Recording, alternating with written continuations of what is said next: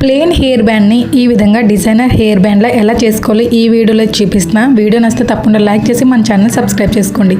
నార్మల్గా బయట అయితే ఒక ప్లెయిన్ హెయిర్ బ్యాండ్ అయితే తీసుకున్నా, దాని చుట్టూ ఒక క్లాత్ని అయితే ఈ విధంగా అంటించేసాను అనమాట.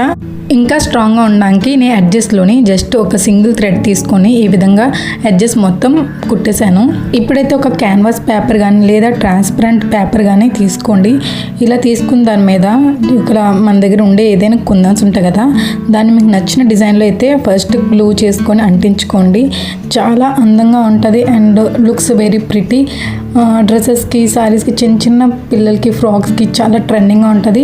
అంటే మీరు ఏదైనా డ్రెస్ కుడుతున్నప్పుడు చిన్న ముక్క పీస్ మిగిలిపోయినా సరే, క్లాత్ పీస్, దాన్ని ఇలా ప్లెయిన్ హెయిర్ బ్యాండ్కి అంటించిన తర్వాత మీకు నచ్చినతో కానీ లేదా పర్ల్స్తో కానీ మీరు దాన్ని డెకరేట్ చేసుకోండి. సేమ్ క్లాత్ అంటే మ్యాచింగ్ అవుతుంది కరెక్ట్గానా.